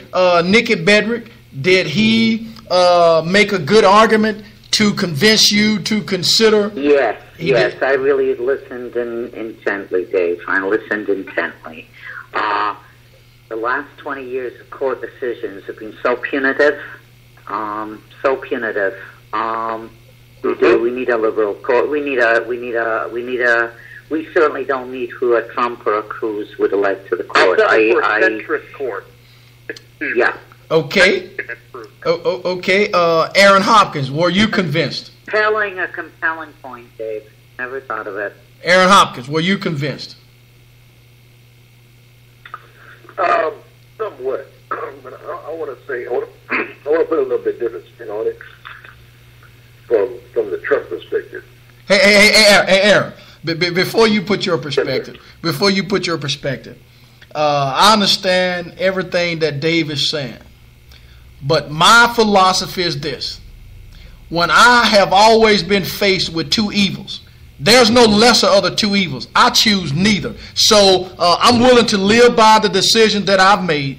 I cannot support a devil like Hillary Clinton. Therefore, Dave made a wonderful argument, and he is very convincing, but it's not about convincing me. It's about my conviction, which is I cannot muster at this point to vote for Hillary Clinton. Go ahead, Aaron.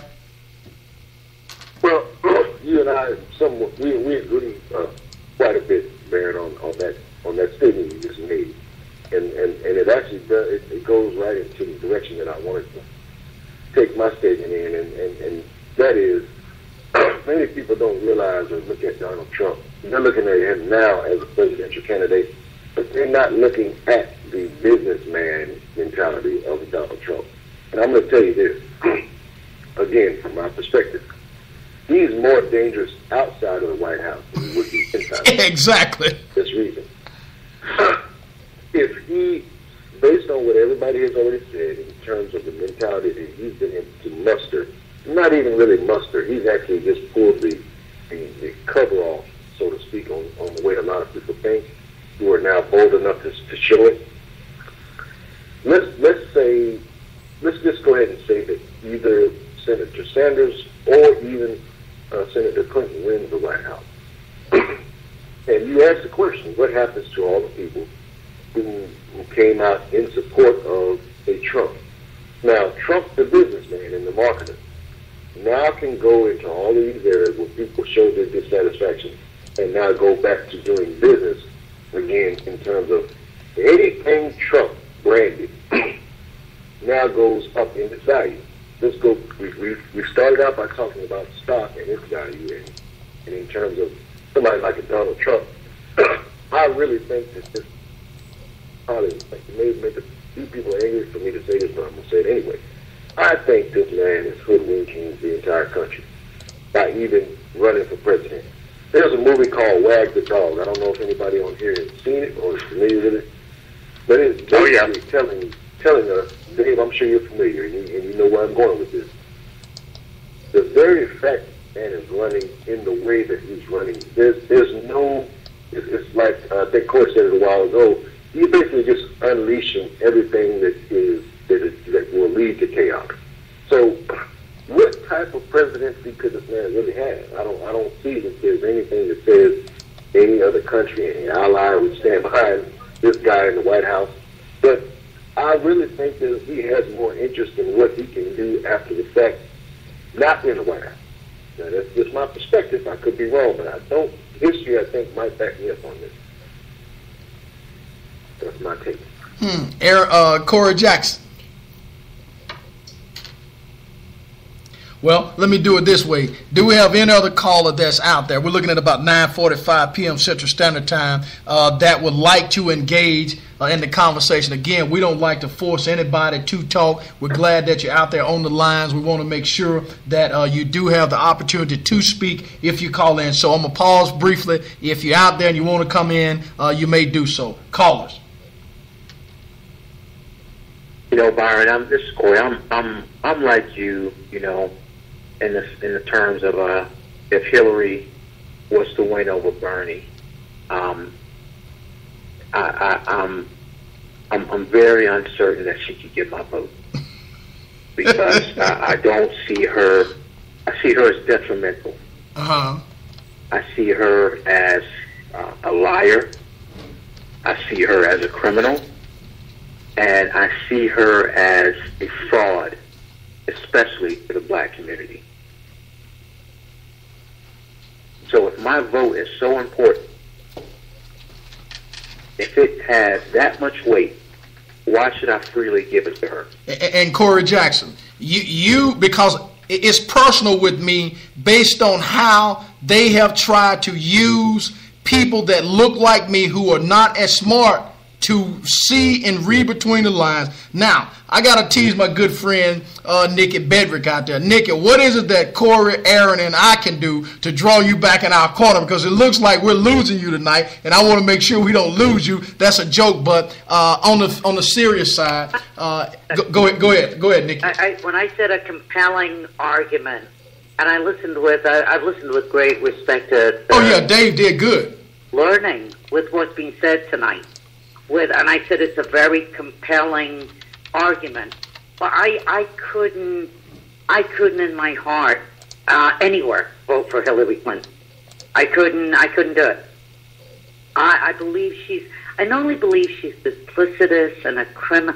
I think what she's done is sinful to the black community. Exactly. I think what she's done is sinful. I mean, and that in my book is worse than criminal. Mm-hmm. No. And then to come back a courting and to I feel like she's dismissed her part in both social welfare reform and the crime bill with an oops, I'm sorry. Right. Let's get back to the issues. And I think it's sinful. I think it's Ta-Nehisi Coates talks about racism being a visceral experience. Mm-hmm. And he talks about the attack on the body. And what she and her husband have been responsible for has been an attack on millions of bodies over 20 years. Mm-hmm. And Nikki, they put the wheels in place for this to happen.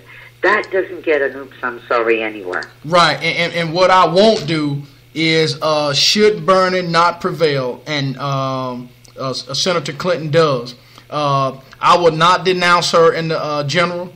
I will not say anything in favor of or in opposition of, or at least I'll try. But I will make sure that every time and every opportunity that I get on the opposing side, that if it's Trump especially, I'm going to do the same thing that we're doing now. But I will consider this other lady that Dave talked about. He did turn me on to her, and I think there was another a Facebook person that told me, I believe it was Belinda, who mentioned about this other lady. So I just have a problem with what Hillary did in 2007 in South Carolina. That has never left me. And I believe that she meant everything that she did, and so did her husband. And I believe that they felt like they were so much in obligation with the black community, or the black community was so much in obligation with them that they could do whatever it was that they wanted to do, and people would be forgiven. Well, guess what? The 1960s generation, they may have forgiven and moved on. I've forgiven, but I have not forgotten, and I just cannot see. And I do agree that the Supreme Court is one of the most important things that's there. And with prayers, that, Nikki, may be the only thing that can shy me away from what I believe in now, which is, again, if you're faced with two evils, it's kind of like this. If you're faced with one person that's got poison that's in 20-ounce size, and you're faced with another person that's got 5 ounces of poison, why am I going to choose the one with 5 ounces of poison? They both going to poison me. Still detrimental. Still can do the same damage. So that's kind of the way I look at it. We're looking at about 9:50. Nick, I'm going to start with you. Give your closing statement. Then we'll go from Nikki to Dave, from Dave to Aaron, and then Aaron to Corey, and then we'll close this segment out. Was it me first? Yes, ma'am. Well, let me go after the boys. Okay, all right. We'll start with Mr. Dave Lamont. Thank you. Again, I'm on Lab on Wednesday nights, and I post them up on YouTube, and I post to YouTube every now and then. So go ahead and check me out, Screens from the Center. I'd just like to say I understand where all of you guys are coming from. I'm not I'm not trying to convince anybody of anything. I'm just merely stating what I see happening out there. Oh yeah, Dave. But I wanted you to have the opportunity, because you have shown and proven yourself to be fair and balanced, and you do not try to come in with this authoritative type of mentality. So I wanted you to do exactly what you did. You gave a very convincing and very compelling argument, and I know that people who are out there listening, they will take. I just have this one little personal thing. I think Aaron and Corey, because we've all talked about it, and based on Nikki communicating with us, I believe we all us four just said the same. But the 4 votes that's here is not going to help her. It's not going to hurt her. She's going to be okay. Finish, Dave, tell us exactly how, because Blab has changed a little. How can used to could go and look and search for you, but now somehow something has changed. Can you explain a little bit about that, or have you been able to notice it? Actually, if you go there via the website, in the left-hand side, anybody that you follow that's actually online at the time, you can see where they are. Uh-huh. And the live blabs are showing up a little bit lower in the area. The recommended shows up at the top area. Mm-hmm. And the rest of it is the same, where you can schedule your own blabs and start your own blabs. Okay. If you're using the iOS version, like on the iPad or iPhone, those seem to have no significant change, other than there is a specific button for sharing on Facebook, Twitter, that sort of thing. Okay. So it's still pretty easy to get in. The only thing that confused me, and I had technical problems with it yesterday, was it'll ask you through the website what devices you're hooking up to, rather than going off of your system's default. So you have to keep choosing that every time you go call into a blab or start your own blab. So be aware of that. Okay, Dave Lamont, Screen from the Center. Check him out on Blab. I believe Dave has got his YouTube. You can check him out there as well, Screen from the Center. Mr. Aaron Hopkins. Yes, sir. I think tonight was an excellent overview of what we have already discussed, and will lead into some upcoming discussions. One of the things I do want to mention, in terms of what everybody has stated, just from a political view, there's some things that aren't going to be able to be answered from whoever occupies the White House. And the reason I say that is because some of the things are fundamental in if, in fact, what we're saying about our particular community and some of the other communities who are all in disarray in some form or fashion, then it's almost criminal to think, especially if Senator Sanders wins the election and occupies the White House, there's some issues that even 8 years, if he were to win a back-to-back term, he would not, by himself, be able to fix. I mean, we just have to be realistic in that and saying that. Because just like President Barack Obama was actually, I would say, people had expectations that he could never have fulfilled. I just want to say it that way. Doesn't mean that he wasn't in some ways, open and willing to make, some changes. But let's not forget what we witnessed. If there's not a coming together in terms of the political machine in addressing country that are wrong, then it's going to be another 4 years of a lot of the same of what we're seeing. And unfortunately, at that point, it doesn't really matter who's in the White House. But hopefully, somebody's conscience will begin to understand that unless you want the country to go into anarchy like Nikki painted the picture earlier, then somebody's going to have to do something other than what's being done now. You can't do the same thing and expect a different result. Okay, Mr. Corey Jackson. Baron, as always, just want to thank you for the platform and what you do to allow our voices to be heard. I want to thank everybody for their valid comments tonight. Everybody brought something to the table that was absolutely valuable, and I appreciate it. My closing comment is, we're talking about basic humanity here, or the lack thereof. America has a problem when it comes to humanity, to its citizens, to its melanated citizens. And this is a problem that's been going on for 400 plus years and has yet to be addressed. I don't know if man can address it. I think it's going to have to be addressed from a spiritual realm, because man just doesn't possess what it takes, I feel, to really change what needs to be changed. It's going to have to come from a spiritual realm of a higher power. Okay. That's probably a whole nother show, but that's my closing this evening. Okay, Nikki Bedrick, we got about 3 minutes, and I'm going to give you the final 3 minutes. I want to thank all you gentlemen. I feel like I'm in a wonderful, wonderful company. Thank you for including me. I think what Corey just said about has to be addressed from a spiritual realm.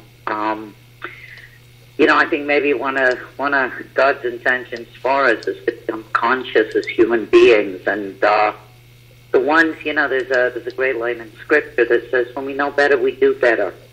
And I think those that do know better are charged with doing better. And if that's dragging some of them behind us, we've got for every person that changes, okay, it's one more person changed. And I think when people of goodwill come together, that's when you affect change. It's always been one of my great respects and admirations is for Dr. Martin Luther King. Not the one that they played, not the white American one, the letter from Birmingham jail one. And he changed. Gandhi changed things. Jesus changed things. And these were mountain of men. But when people of goodwill come together, I think one by one, I think it'll be a long time coming. But just finished, Baron. I read something about the riots in Ferguson, and that the minority, who really what those riots are about is to try to make America civilized. And it really struck a chord when the minority go out and protest. What we're protesting is trying to make our country civilized. And one by one, and I respect and just feel that I've been invited into the company of very good men. Thank you. Well, I'll tell you that we've been talking tonight with three special guests talking about community issues in America. We were joined tonight by Miss Nikki Bedrick, Mr. Aaron Hopkins, Mr. Dave Lamont, and Mr. Corey Jackson. I'll put this out there and you guys can let me know. I see that this Thursday night show is really evolving around good conversations and good topics. If you guys are willing, I'll give the same opportunity next Thursday night. You guys can come up with your own topic, your own conversation, or we can do something collectively. You don't have to commit to it now because I know everybody's schedule is busy. But I want you guys to know is that what we do is try to make a difference. I want to thank once again all you guys for calling in. You've been listening to the Smoking Glass Hour with Baron Glass on WMAD 24-hour global radio. Tonight's topic, once again, 3 special guests talking about community issues in America. Not 3 because Vanessa was supposed to be here. Mr. Mr. Corey Jackson, as always, comes in and does what he needs to do, which is hit a home run. I'm going to say good night to everybody, and may the good Lord be with you and see you through tomorrow. Good night.